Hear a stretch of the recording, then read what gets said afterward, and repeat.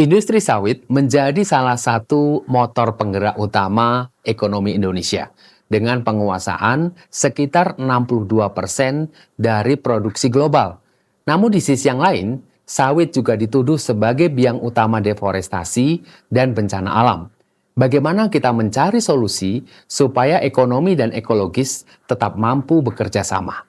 Inilah Inspira Insight, dari data menjadi cerita. Meskipun Indonesia adalah penghasil kelapa sawit terbesar nomor 1 dunia, kelapa sawit sebenarnya bukan tanaman asli Indonesia. Kehadirannya tak lepas dari eksperimen pemerintah kolonial Belanda yang ingin menambah koleksi pertanian di Kebun Raya Bogor. Pada tahun 1848, ditanamlah 4 benih kelapa sawit, 2 benih dari Bourbon Mauritius dan 2 benih dari Amsterdam. Ternyata pohon kelapa sawit tersebut tumbuh tinggi dengan ketinggian 12 meter dan menjadi pohon kelapa sawit pertama di Asia Tenggara. Setelah berhasil tumbuh di Kebun Raya Bogor, biji kelapa sawit dari pohon induk tersebut disebarkan ke berbagai daerah di Indonesia, seperti Jawa, Madura, Sumatera, Kalimantan, Sulawesi, Maluku, dan Nusa Tenggara sebagai tanaman hias dan percobaan. Singkat cerita, sejak tahun 1910, kelapa sawit mulai dibudidayakan secara komersial dan meluas di Sumatera. Ternyata, meskipun asal tanaman ini dari Afrika Barat, kelapa sawit tumbuh paling baik di daerah iklim tropis dengan air melimpah. Kondisi inilah menjadikan Indonesia sebagai salah satu tempat terbaik untuk membudidayakan kelapa sawit. Kelapa sawit merupakan tanaman industri yang menjadi bahan baku untuk minyak goreng, minyak industri, dan bahan bakar. Buah ini mampu menghasilkan 2 jenis minyak nabati, yaitu minyak sawit mentah atau crude palm oil dan minyak inti sawit mentah atau crude palm kernel oil. Lebih dari 75% total produksi minyak sawit digunakan untuk produksi pangan, khususnya minyak goreng. Selain itu, minyak sawit juga diolah menjadi produk-produk kosmetik, produk pembersih, hingga biofuel yang ramah lingkungan. Mengacu pada International Union for Conservation of Nature Issues Brief berjudul Palm Oil and Biodiversity yang diterbitkan pada tahun 2018, disebutkan bahwa sepanjang tahun 1980 hingga 2014, produksi minyak sawit global meningkat sebesar 15 kali lipat, yakni dari 4,5 juta ton menjadi 70 juta ton. Permintaan minyak sawit global diperkirakan akan tumbuh hingga 310 juta ton pada tahun 2050 mendatang. Industri sawit kembali mencetak rekor yang menegaskan peran sentralnya dalam perekonomian Indonesia. Kenaikan harga minyak sawit mentah atau CPO di tahun 2025 menjadi pendorong utama. Dengan harga acuan CPO per April menembus 961,54 US dollar per ton, dampaknya pada penerimaan negara sangat eksplosif. Data Bea dan Cukai Kementerian Keuangan menunjukkan lonjakan drastis penerimaan bea keluar atau BK ekspor sawit. Jika dalam 4 bulan pertama tahun 2025, BK ekspor sawit tembus 9,38 triliun rupiah atau melonjak 767,4% dari tahun sebelumnya. Akumulasi kinerja ini terus berlanjut hingga akhir tahun. Realisasi bea keluar sawit hingga Oktober 2025 diproyeksikan telah mencapai kisaran 20 hingga 22 triliun rupiah. Angka sebesar ini tidak hanya melampaui target yang ditetapkan, tetapi juga menggarisbawahi kontribusi finansial yang masif dari sawit terhadap APBN. Kontribusi terbesar datang dari produk turunan CPO yang BK-nya di kuartal pertama melonjak hampir 2000%, mengindikasikan keberhasilan Indonesia dalam strategi hilirisasi produk bernilai tambah. Berdasarkan data yang dihimpun Gapki, pada 2023 Indonesia menguasai sekitar 62% dari produksi minyak sawit global, memastikan sawit menjadi bahan baku kunci untuk pangan, industri, dan bahan bakar nabati. Permintaan global terhadap sawit diperkirakan akan terus meroket, didorong oleh dua keunggulan utama sawit, yaitu produktivitas dan efisiensi lahan. Kelapa sawit adalah tanaman penghasil minyak nabati yang paling efisien di dunia. Secara agronomis, keunggulan sawit sulit ditandingi. 1 hektar lahan sawit rata-rata menghasilkan 4,17 metrik ton minyak per tahun, jauh melampaui kedelai sebesar 0,39 ton per hektar atau bunga matahari sebesar 0,56 ton per hektar. Fakta ini diperkuat data global yang menunjukkan sawit hanya menggunakan sekitar 7% dari total lahan pertanian minyak nabati dunia, namun mampu menyumbang sekitar 32% dari total produksi global. Keunggulan ini seharusnya menempatkan sawit sebagai solusi pangan dan energi global yang berkelanjutan. Permintaan sawit juga semakin dikunci oleh kebutuhan domestik melalui mandat biodiesel. Indonesia telah bergerak dari B30 dan kini secara bertahap menuju implementasi B40, yaitu campuran solar dengan 40% sawit, sebagai langkah vital untuk mengurangi impor bahan bakar fosil dan mencapai kemandirian energi.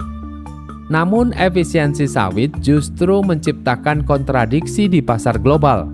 Bagi negara-negara produsen minyak nabati di Eropa dan Amerika, sawit kerap diposisikan sebagai musuh yang mengancam industri lokal mereka. Isu lingkungan sering dijadikan dalih untuk membatasi akses sawit, padahal di baliknya terselip kepentingan proteksi dagang. Analisis komparatif menunjukkan bahwa jika produksi sawit digantikan oleh minyak dari tanaman lain, hal ini justru dapat mendorong konversi lahan yang jauh lebih besar secara global. Tetapi Indonesia tidak boleh menutup mata terhadap kebenaran ekologis yang mengiringi perkembangan industri sawit. Ekspansi sawit, terutama di masa lalu, telah meninggalkan luka yang dalam pada kelestarian alam di pulau-pulau utama.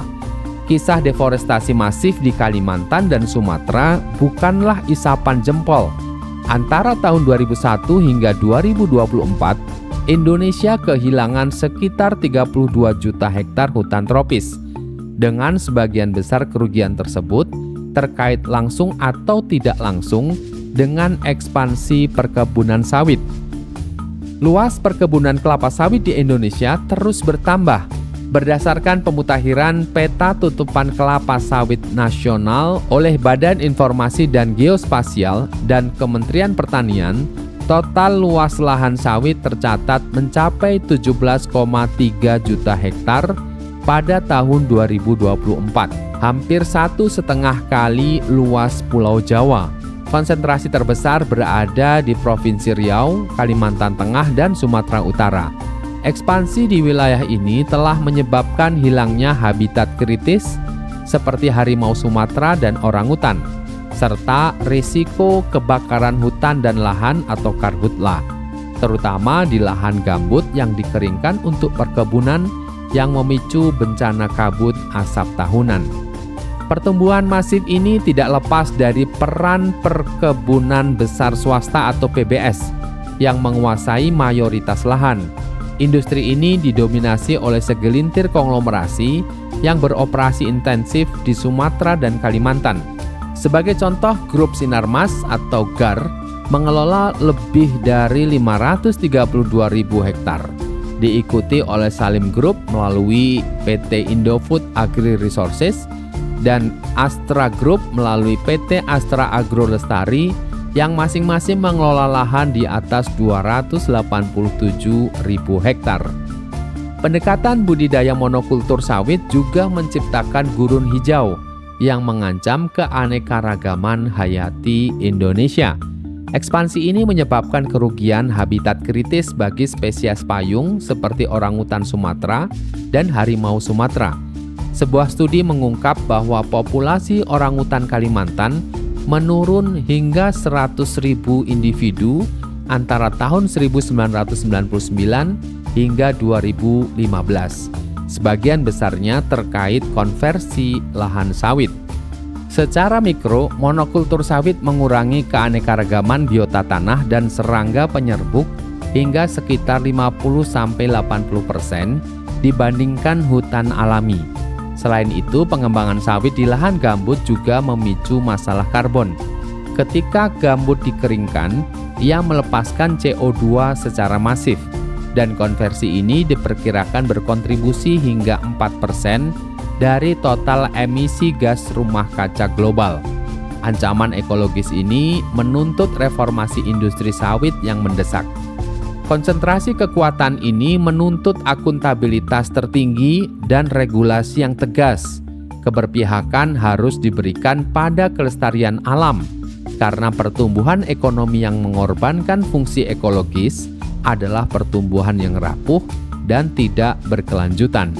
Indonesia sebenarnya memiliki peluang besar untuk membuktikan kepada dunia bahwa pertumbuhan ekonomi dan pelestarian lingkungan bukanlah dua kutub yang saling bertentangan. Transformasi industri sawit harus didorong melalui langkah-langkah nyata. Pertama, fokus harus beralih dari ekspansi lahan ke intensifikasi produksi. Program Peremajaan Sawit Rakyat atau PSR menjadi solusi krusial untuk mengganti kebun tua milik petani kecil dengan bibit unggul bersertifikat yang mampu meningkatkan hasil panen hingga 2 kali lipat tanpa deforestasi baru. Kedua, Indonesia harus memperkuat standar keberlanjutannya melalui sertifikasi ISPO atau Indonesian Sustainable Palm Oil yang wajib bagi semua pelaku usaha. Penguatan ISPO adalah penegasan kedaulatan kita dalam menjamin produksi sawit yang legal dan bebas deforestasi, sekaligus menjawab tuntutan pasar global seperti IUDR atau Peraturan Deforestasi Uni Eropa, sebuah regulasi baru Uni Eropa yang bertujuan untuk memastikan produk-produk yang dijual atau diekspor ke wilayahnya tidak berasal dari lahan yang mengalami deforestasi atau degradasi hutan setelah 31 Desember 2020. Ketiga, inovasi teknologi dan praktik regeneratif harus diterapkan. Pengawasan ini semakin ketat berkat teknologi satelit dan penginderaan jauh yang memungkinkan pemantauan deforestasi secara real-time, meningkatkan transparansi dan akuntabilitas. Selain itu, munculnya konsep regeneratif agriculture berfokus pada perbaikan struktur tanah, konservasi air, dan menjaga fungsi ekosistem, memberikan kontribusi nyata terhadap mitigasi perubahan iklim. Limbah sawit yang dulunya dianggap masalah kini menjadi peluang. Tandan kosong diolah menjadi pupuk organik. Bahkan gas metana dari kolam limbah dapat diubah menjadi listrik, menyalakan desa-desa di sekitar pabrik. Transformasi CPO menjadi biodiesel, terutama B40, semakin menguatkan permintaan domestik dan memposisikannya sebagai komponen vital dalam transisi energi Indonesia.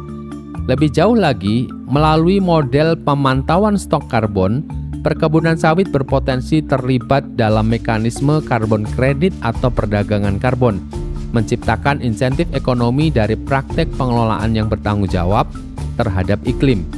Menjawab dua sisi ini, Indonesia berdiri di persimpangan jalan. Minyak sawit adalah anugerah agrikultur yang menyerap jutaan tenaga kerja dan menjadi tumpuan ekonomi. Namun potensi ekonomi ini hanya akan lestari jika isu deforestasi dan bencana lingkungan di Sumatera dan Kalimantan dapat diatasi secara tuntas dan tegas. Saatnya arah ke depan adalah reformasi. Indonesia tidak bisa hanya menjadi produsen minyak sawit terbesar dunia, tapi juga harus menjadi yang paling bertanggung jawab.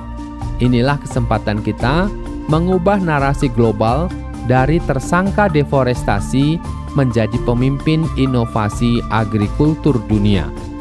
Inilah Inspira Insight, dari data menjadi cerita.